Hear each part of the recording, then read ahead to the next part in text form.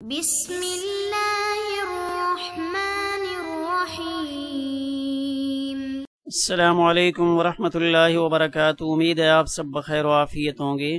آج ہم سیاہ ستہ کی عظیم المرتبت کتاب سنن ابن ماجہ کے سبق نمبر 30 کو پڑھنے جا رہے ہیں، اور ہمارے آج کے سبق کا عنوان ہے باب تعظیم حدیث رسول اللہ صلی اللہ علیہ وآلہ وسلم والتغلیظ علی من عارضہ۔ اور اپنے آج کے سبق میں ہم حدیث نمبر 12 کے حصہ سوم کو پڑھیں گے اور اپنے آج کے سبق کو مکمل کریں گے۔ اپنے آج کے سبق کی تفصیل کی جانب بڑھنے سے پہلے ہم اپنے گزشتہ سبق کے خلاصے پر اور اپنے آج کے سبق کے خلاصے پر ایک نظر ڈالتے ہیں۔ اپنے گزشتہ سبق میں ہم نے ان عنوانات کی تفصیل کو پڑھا تھا، اور اپنے آج کے سبق میں ہم ان عنوانات کی تفصیل کو پڑھیں گے۔ ایک دفعہ حدیث نمبر 12 کی عبارت پر ایک نظر ڈالتے ہیں۔ بسم اللہ الرحمن الرحیم۔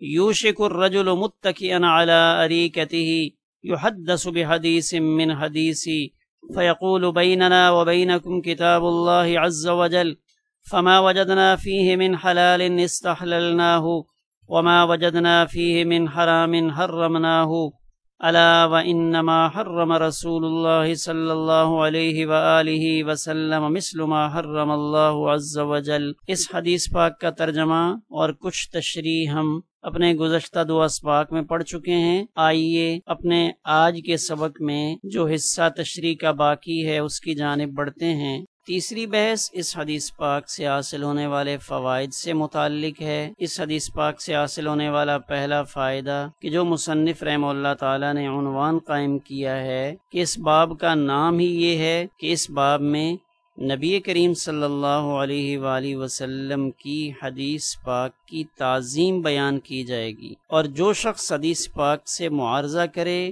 اس کے ساتھ معاملہ سخت رکھا جائے گا۔ اور اس حدیث پاک سے حاصل ہونے والا دوسرا فائدہ یہ ہے کہ اس میں نبی کریم صلی اللہ علیہ وآلہ وسلم کی نبوت پر نشانیاں موجود ہیں۔ وہ کیسے؟ کہ نبی کریم صلی اللہ علیہ وآلہ وسلم نے ان چیزوں کی خبر دی جن کا وقوع بعد میں ہونے والا ہے، اور آپ نے ان چیزوں سے ڈرایا کہ ایسے ایسے احوال پیدا ہوں گے، اور پھر صرف ایسا نہیں کہ آپ نے بیان فرمایا ہو فوقع، بلکہ وہ کام پھر ایسے ہوئے جیسے آپ نے ان سے متعلق خبر دی تھی۔ اس حدیث پاک سے حاصل ہونے والا تیسرا فائدہ، اور یہ فائدہ امام خطابی رحمہ اللہ تعالیٰ سے منقول ہے، اور وہ فائدہ یہ ہے کہ یہاں ہمیں ایک بات سمجھ میں آتی ہے کہ اس حدیث پاک سے یہ بات بڑی واضح طور پہ سمجھ میں آ جاتی ہے کہ ہم نبی کریم صلی اللہ علیہ وآلہ وسلم کی حدیث سے حاصل ہونے والے حکم کو کتاب اللہ پر پیش نہیں کریں گے کہ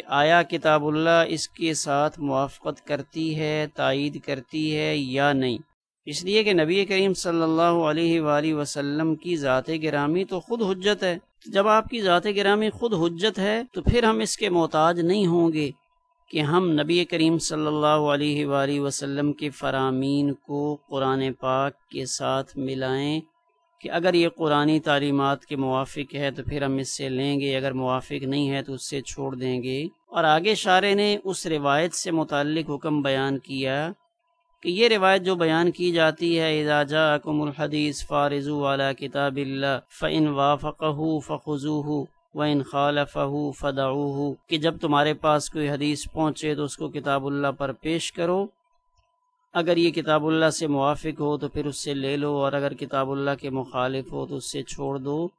تو یہاں شارح اس سے متعلق اپنی رائے دے رہے ہیں کہ یہ حدیث باطل ہے، لا اصل لہ، اس کی کوئی اصل نہیں۔ اور اس سے متعلق شارح فرماتے ہیں کہ زکریا ابن یحییٰ الساجی یہ حضرت یحییٰ ابن معین سے نقل کرتے ہیں کہ یہ حدیث اس کو زنادقہ نے وضع کیا تھا، اور اس حدیث سے متعلق امام خطابی نے یہ بھی بیان کیا کہ یہ حدیث شام کے رہنے والے راوی وہ نقل کرتے ہیں، یزید ابن ربیعہ وہ ابو الاشعث سے، اور وہ صوبان سے روایت کرتے ہیں تو ان میں یزید ابن ربیعہ مجہول ہے اور یزید ابن ربیعہ کا سماع ابو الاشعث سے نہیں ہے۔ اور دوسری بات کہ ابو الاشعث یہ صوبان سے روایت نہیں کرتے، یعنی جو ابو الاشعث ہیں وہ ابو اسماء الرحبی سے روایت کرتے ہیں اور ابو اسماء الرحبی یہ صوبان سے روایت کرتے ہیں۔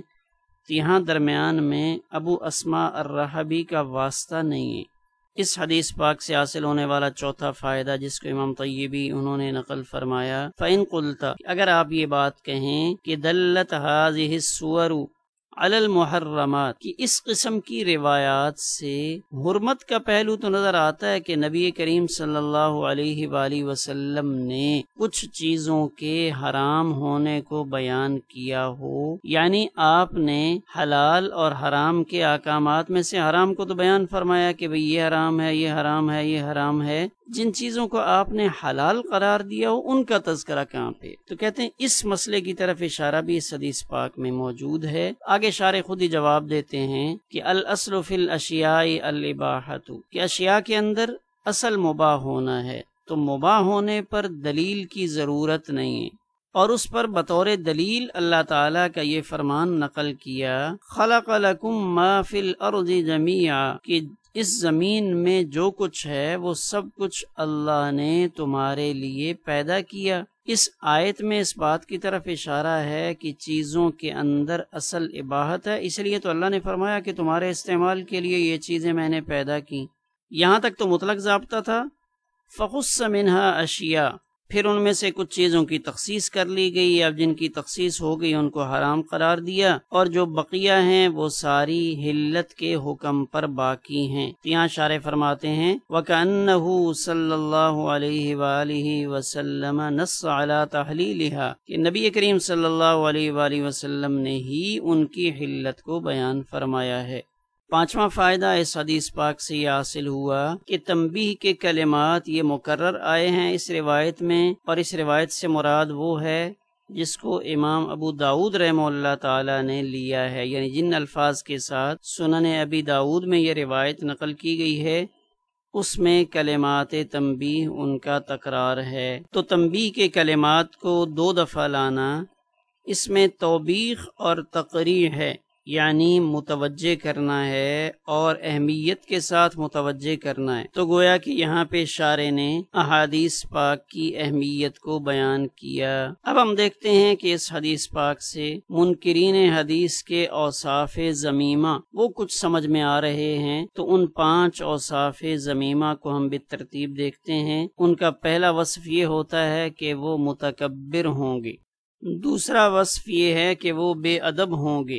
یہ دونوں باتیں ہمیں حدیث پاک کے اس جملہ سے سمجھ میں آ رہی ہیں جس میں یہ فرمایا متکئن علی اریکتہ یحدث بحدیث منی، اس لیے کہ جب احادیث نبویہ کا بیان ہو رہا ہوتا ہے تو اس وقت تو تواضع کے ساتھ بیٹھنا چاہیے، ان کو ادب کے ساتھ سننا چاہیے، مگر وہ متکبر ان احادیث کو سننے کے وقت اپنے مزین بیڈ پر اپنی چارپائی کے اوپر ٹیک لگا کر بے ادبوں کی طرح بیٹھے ہوں گے۔ تو حدیث پاک کے اس جملہ سے ان کی یہ 2 خصال ذمیمہ، متکبر ہونا اور بے ادب ہونا سمجھ میں آیا۔ اسی طرح ان کی تیسری خصلت بے وقوف ہونا ہے، اس لیے کہ اس حدیث پاک کے بعض طرق میں شبعان کا لفظ موجود ہے، یعنی خوب پیٹ بھرا ہونا۔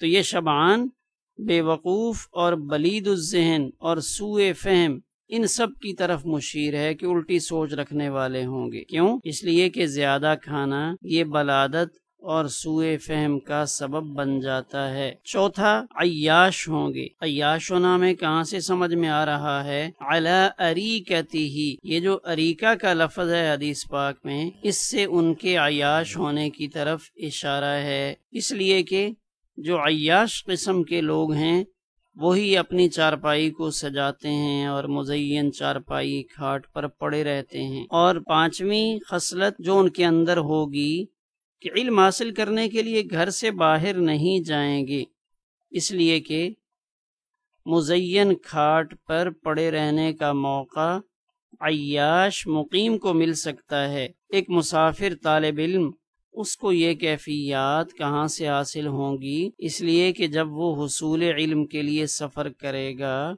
تو سفر سے متعلق اللہ کے پیارے پیغمبر کا تو فرمان موجود ہے کہ السفر قطعۃ من العذاب، کہ سفر عذاب کا ایک ٹکڑا ہے۔ تو یہ 5 اوصاف ذمیمہ جو منکرین احادیث ان کے ہمیں یہاں معلوم ہوئے۔ اس حدیث پاک کا حکم تو یہاں شارح فرماتے ہیں کہ یہ سند خماسیات میں سے ہے اور اس کے رجال میں سے 2 شامی ہیں، 2 کوفہ کے رہنے والے ہیں اور 1 یمنی ہے۔ اس حدیث پاک کے اہم نکات، اس حدیث پاک سے پہلا نقطہ ہمیں یہ معلوم ہوا کہ ایک زمانہ ایسا آئے گا جس میں لوگ احادیث کے منکر ہوں گے، تو منکرین حدیث کے فتنہ پر تنبیہ کی گئی۔ دوسرا نقطہ کہ اس میں منکرین حدیث کے اوصاف ذمیمہ کی طرف اشارہ بھی کیا گیا۔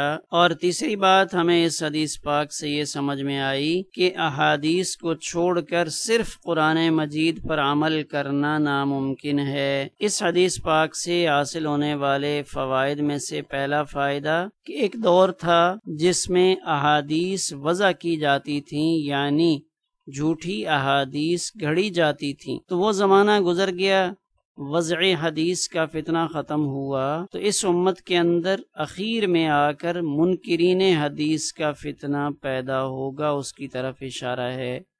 دوسرا فائدہ یہ ہے کہ حدیث کو چھوڑنا اصل میں قرآن مجید سے اعراض کرنا ہے۔ جو احادیث کو چھوڑ رہا ہے وہ قرآن مجید کی مبارک تعلیمات سے اعراض کر رہا ہے۔ تیسرا فائدہ کہ حدیث کو چھوڑنے میں تفسیر بالرائے کا خدشہ موجود ہے۔ ظاہر ہے جب قرآن مجید کی آیات سامنے آئیں گی اور احادیث کو وہ شخص نہیں لے گا تو پھر لا محالہ اپنی رائے سے قرآن مجید کی ان آیات کا مفہوم متعین کرے گا جو تفسیر بالرائے کہلائے گی۔ چوتھا فائدہ، جس طرح قرآن مجید کی حقانیت کا اعتقاد ضروری ہے، یہی مقام صحیح احادیث کا بھی ہے، یعنی صحیح احادیث سے متعلق بھی یہ اعتقاد ضروری ہے کہ یہ واقعتاً نبی کریم صلی اللہ علیہ وآلہ وسلم کے فرامین ہیں اور ہم نے ان کو بھی ایسے ہی ماننا ہے جیسے ہم قرآن مجید کو مانتے ہیں۔ اپنے